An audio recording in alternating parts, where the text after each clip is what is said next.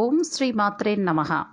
వాస్తుశాస్త్రం, శిల్పకళ, విజ్ఞాన శాస్త్రంలో ఒక భాగంగా చెప్పబడుతున్నాయి. ఇది మన గృహాలలో అనుకూల శక్తిని ప్రసరించే విధంగా ఇల్లు ఎలా నిర్మించాలో తెలియజేస్తుంది. ఇంట్లో ఉండే ప్రతి వస్తువు కూడా ఒక నిర్దిష్ట శక్తి అంటే ఆరా కలిగి ఉంటుందని వాస్తు శాస్త్రం చెప్తోంది. ఆరా అంటే ఇక్కడ ఒక వస్తువు చుట్టూ సృష్టించబడిన వాతావరణాన్ని సూచిస్తుంది.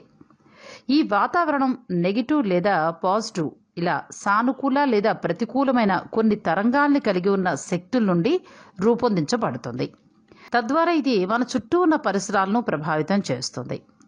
వాస్తు శాస్త్రం ప్రకారం చూసుకోండి, ఒక భవనం విషయం కావచ్చు, ప్రసరణ జరిగే శక్తి భవనం యొక్క నిర్మాణం మరియు నిర్మాణ ప్రదేశాలపై ఆధారపడి ఉంటుంది.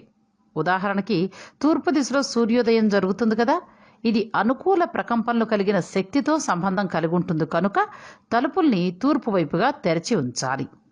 కొన్ని సందర్భాలలో భవనం యొక్క నిర్మాణం వాస్తు శాస్త్ర సూచనల ప్రకారం జరగనప్పుడు ఆ ఇంట్లోకి నెగిటివ్ శక్తుల సంచారం ఎక్కువయ్యి ఇంటి సభ్యుల జీవితాలను ప్రభావితం చేస్తాయి. అటువంటి పరిస్థితికి పరిష్కారంగా వాస్తు శాస్త్రం కొన్ని అంశాలను సూచించడం జరుగుతూ ఉంటుంది. ఇలాంటి సమయంలోనే చాలామంది ఏం చేస్తారంటే ఇంట్లో ఉన్న నెగిటివ్ శక్తుల సంచారం తగ్గించుకోవడం కోసం ఎవరు ఏది చెప్తే అది చేస్తూ ఉంటారు. కానీ ఇక్కడ ఒక్కటి గుర్తుపెట్టుకోవాలి, మన ఇంట్లో వాస్తు బాగుండలేనప్పుడు వాస్తు పండితులను తీసుకొచ్చి చూపించి దాని ప్రకారం సరిదిద్దుకోవాలి. ఎవరో ఏదో పెట్టమని చెప్తే మాత్రం అలా తీసుకొచ్చి ఇళ్లలో అన్నీ పెట్టేయకూడదు. అందులో ముఖ్యంగా నేను చెప్పేది ఏంటంటే లాఫింగ్ బుద్ధ. ఈ లాఫింగ్ బుద్ధాని ఇంట్లో అమర్చుకుంటూ ఉంటారు. ఈ లాఫింగ్ బుద్ధ వలన ఇంట్లో ఉన్న నెగిటివ్ ఎనర్జీ అంతా పోయి పాజిటివ్ వస్తుంది, సుఖ సంతోషాలు ఉంటాయి అని అంటూ ఉంటారు. చాలా మందికి నమ్మకం ఏంటంటే లాఫింగ్ బుద్ధాని ఇంట్లో ఉంచినప్పుడు ధన ప్రవాహం పెరిగిపోయి కుటుంబ సభ్యులందరికీ కూడా మంచి అదృష్టం కలిసి వస్తుందని చెప్పి నమ్ముతూ ఉంటారు.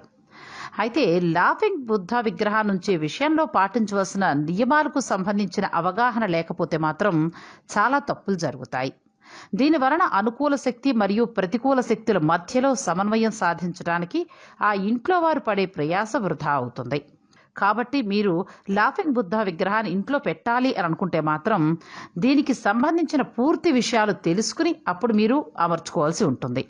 ముఖ్యంగా నేను ఇక్కడ ఒక విషయాన్ని చెప్పదలుచుకున్నాను. లాఫింగ్ బుద్ధ అనేది చైనీస్ వాళ్ళకు సంబంధించిన వాస్తుకి వాడుతూ ఉంటారు. మనది ఇండియా, మనది భారతదేశం. మన భారతదేశంలో ఉండే వాస్తు వేరు. మనం సాధారణంగా అంటూ ఉంటారు లాఫింగ్ బుద్ధ అనగానే అందరూ కూడా గౌతమ బుద్ధుడు అనుకుంటారు. గౌతమ బుద్ధుడు కానే కాదు. లాఫింగ్ బుద్ధ వేరు, చైనీస్కి సంబంధించిన ఒక సన్యాసిగా చెప్తూ ఉంటారు. నవ్వుతున్న బుద్ధుడు వలె ఉన్న ఆ విగ్రహాన్ని తెచ్చుకుని ఇంట్లో పెట్టుకుంటే అదృష్టం, సమృద్ధి, ఆనందం, విజయం ఇవన్నీ వస్తాయని చెప్పి నమ్ముతూ ఉంటారు. ఫెంగ్షుయిలో బాగువా ప్రాంతం అంటే నవ్వుతున్న బుద్ధుని యొక్క మెరిసే శక్తి నుండి ప్రయోజనాన్ని పొందొచ్చు అని చెప్పి ఎవరైనా చెప్పగానే ఇంట్లో కష్టాలు రాగానే ఆ బొమ్మను తీసుకొచ్చి పెట్టేస్తూ ఉంటారు. అయితే ఇక్కడ మీరు ఒక్కటి ప్రశ్నించుకోండి, బుద్ధుడు ఎందుకు నవ్వుతున్నాడు అని మీరు ప్రశ్నించుకోండి. ఎందుకు అనంటే బుద్ధులు ఎప్పుడు కూడా ప్రశాంతంగా ఉంటారు, అంతేకాని అలా నవ్వుతూ ఉండరు.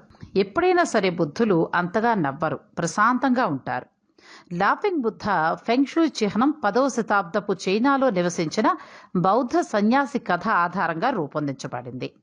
ఇతను మన గౌతమ బుద్ధుడు కానే కాదు, చైనీస్కి సంబంధించిన వాస్తు ఇది. ఈ లాఫింగ్ బుద్ధాన్ని ఏర్పరచుకుంటే మంచి జరుగుతుందా చెడు జరుగుతుందా అనే విషయం పక్కన పెడితే మాత్రం దాని వలన ఎటువంటి ఉపయోగం అనేది ఉండదు.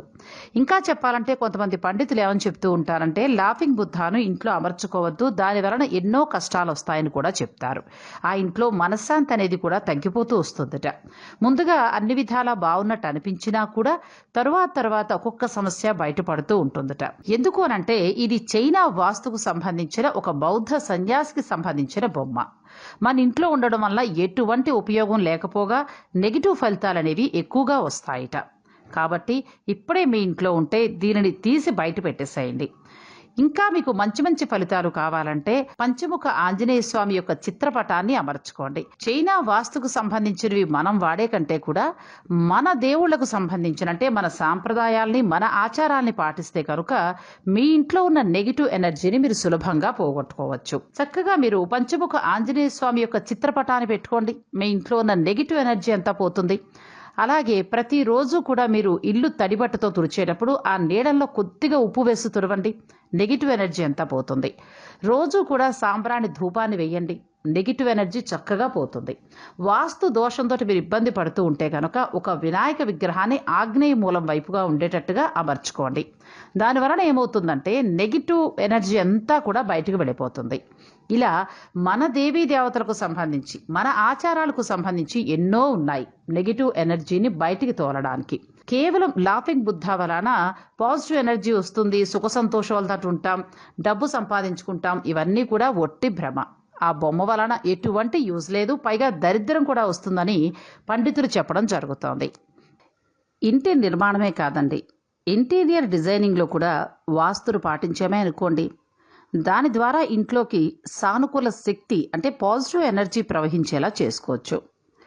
మనం ఉండే ఇంట్లో మనకి సానుకూలమైన దిక్కులు, ప్రతికూల దిక్కులు ఉంటాయి. సానుకూలమైన వాటిని సాధ్యమైనంత తేలిగ్గా ఉంచడం చాలా మంచిది. ఇంట్లో ఫర్నిచర్ని సర్దుకునేటప్పుడు భారీగా ఉండేదానిని ఏం చేస్తారంటే ప్రతికూల ప్రాంతంలోనూ, తేలికపాటివన్నీ కూడా సానుకూల ప్రాంతాల్లోనూ సర్దుకోండి. ఇలా చేస్తే మంచి ఫలితాలు మీకు వస్తాయి. సాధారణంగా ప్రతికూల జోన్లు ఇంటికి దక్షిణంలోనూ, పశ్చిమంలోనూ, నైరుతిలోనూ ఉంటాయి. కాబట్టి ఇంట్లో సామాన్లు ఏవి ఎక్కడ సర్దుకుంటే బాగుంటుందో వాస్తు పండితులు కూడా కొన్ని టిప్స్ని ఇవ్వడం జరుగుతుంది. డ్రాయింగ్ రూమ్ తీసుకోండి. ముందుగా సోఫాను వేస్తాం కదా, గదిలోని పడమర లేక దక్షిణ దిక్కులో వేసుకోండి. ఆ సోఫాలో కూర్చున్న వ్యక్తి తూర్పు లేక ఉత్తర ముఖంగా ఉండడం చూసుకోవాలి. ఇక బెడ్రూమ్కి వద్దాం. బెడ్రూమ్లో మంచాన్ని ఏం చేస్తారంటే నైరుతి మూలను వదిలేసేయండి, కానీ నైరుతి దిక్కులో వేసుకోండి. విలువైన నగలు, డబ్బులు పెట్టే బీరువాలను నైరుతి దిక్కును వదిలి నైరుతిలోనే పెట్టుకోవాలి. దాని తలుపులు మాత్రం ఉత్తర ముఖంగా ఉండేలాగా చూసుకోండి. వంటింట్లో కానీ, డైనింగ్ హాల్లో కానీ డైనింగ్ టేబుల్ వేసుకునేటప్పుడు ఏం చేస్తారంటే మీ గదికి అంటే ఆ వంటిల్లుకి కానీ, డైనింగ్ హాల్ ఉన్న గదికి కానీ వాయువ్య దిక్కులో ఉండేలాగా చూసుకోండి. స్టడీ టేబుల్ని గదికి ఉత్తర లేదా తూర్పు దిక్కున వేసుకోండి. పిల్లలకి చక్కగా చదువు అబ్బుతుంది. అలాగే డ్రాయింగ్ రూమ్లో పెట్టుకునే ఎక్వేరియం ఇటువంటివి ఏర్పాటు చేసుకుంటూ ఉంటారు చాలామంది. ఆ ఎక్వేరియంలు ఏం చేస్తారంటే ఉత్తరం, తూర్పు లేదా ఈశాన్య దిక్కుల్లో పెట్టుకోండి. ఎందుకు అని అంటారా? అందులో నీరు ఎక్కువ ఉంటుంది కదా. మరి ఈ దిక్కులు మూడు కూడా నీటికి సంబంధించినవి కాబట్టి ఆ దిక్కుల్లో పెట్టుకుంటే చాలా మంచిది. పెయింటింగ్స్, కొన్ని శిల్పాలు లాంటివి కూడా ఇంట్లో ఏర్పాటు చేసుకుంటూ ఉంటారు. అలా ఎటువంటివి ఏర్పాటు చేసుకోవాలంటే ఇంట్లో ప్రకృతి సహజమైన సూర్యోదయం, జలపాతం వంటి చిత్రాలను పెట్టుకుంటే చాలా మంచిదని చెప్పి వాస్తు పండితులు కూడా చెప్తున్నారు. యుద్ధాలకు సంబంధించినవి, హింసాత్మకంగా అంటే కొద్దిగా భయంకరంగా అనిపించే చిత్రాల్ని ఎప్పుడూ కూడా ఇంట్లో పెట్టవద్దు. అలాగే బెడ్రూమ్లో చాలామంది దేవుని పటాలను పెడుతూ ఉంటారు. అలా ఎప్పుడూ కూడా మీరు పెట్టవద్దు. నవ్వుతున్న ఈ బుద్ధుడిని తీసుకొచ్చి ఇంట్లో ఉంచుకోవాలనుకుంటే మాత్రం చాలా జాగ్రత్తలు తీసుకోవాల్సి ఉంటుంది. ఏమాత్రం సరైన దిశలో పెట్టకపోయినా కూడా నెగిటివ్ ఫలితాలు ఎక్కువగా వచ్చే అవకాశం ఉంటుంది. వంటగది, బాత్రూమ్ అలాంటి చోట ఎప్పుడూ కూడా ఈ బొమ్మను అమర్చకూడదు. కంటి స్థాయికి సమానమైన ఎత్తులోనే ఉంచాలి అని చెప్తారు. ముఖ్యంగా గుర్తుపెట్టుకోండి, టీవీల దగ్గర పెడుతూ ఉంటారు, ఫ్రిడ్జ్ల దగ్గర పెడుతూ ఉంటారు, అలాగే విద్యుత్ పరికరాలు ఉన్న చోట పెడుతూ ఉంటారు.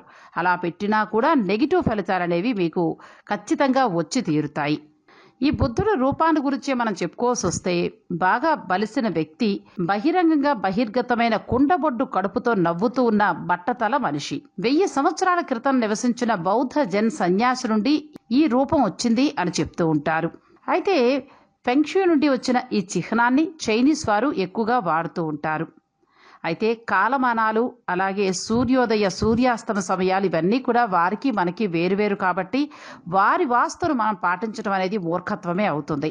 ఏమాత్రం ఈ ఫెంగ్షూకి సంబంధించి సరైన జాగ్రత్తలు తీసుకోకపోయినా కూడా ఖచ్చితంగా నెగిటివ్ ఎనర్జీ వచ్చే అవకాశం ఉంటుంది.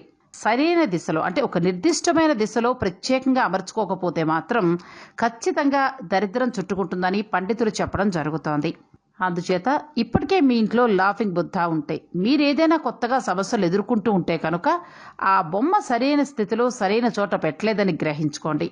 తీసివేసి చక్కగా పంచముఖ ఆంజనేయ స్వామి విగ్రహాన్ని కానీ, లేదు అంటే వినాయక స్వామి విగ్రహాన్ని కానీ ఇలా అమర్చుకుంటే మీ ఇంట్లో ఉన్న నెగిటివ్ ఎనర్జీ అంతా కూడా పోతుంది. లాఫింగ్ బుద్ధ బొమ్మ వలన ఎటువంటి ప్రయోజనాలు లేకపోగా సరైన దిశలో అమర్చుకోకపోతే మాత్రం ఖచ్చితంగా ఇబ్బందుల పాలవుతారని పండితులు చెప్పడం జరుగుతోంది. ఈ వీడియో మీకు నచ్చినట్టయితే కనుక లైక్ చేయండి, షేర్ చేయండి. మరింత భక్తి, జ్యోతిష, వాస్తు, రాశి ఫలాలు కావాలి అనుకుంటే మా ఛానల్ని సబ్స్క్రైబ్ చేసుకోండి.